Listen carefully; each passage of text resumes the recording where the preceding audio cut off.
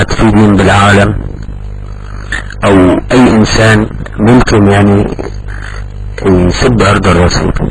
وعلى كل حال نحن يعني انا طبعا من سوريا، ونحن جماعة مغيبين يعني، بس يعني ما عندي كلام احكيه. بس انا سمعت كلام الاخ اسد مصر وكلام الشباب، وسمعت كمان محاورة اللي اسمه ساجد اللي يدعي انه سيد، فاذا هدول هم السادة عنا فهذه مشكلة يعني.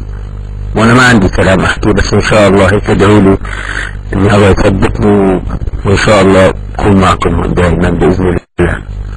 بس يعني بحياتي ما كنت يعني ولا سمعت ان في دين يعني معروف دين الاسلام النبي سيدنا محمد عليه الصلاة والسلام، بس انا كنت اسمع ان في سب طعن. بس لما دخلت على الغرفة اول مرة ادخلها 3 ساعات سمعت كلام يعني عجيب غريب.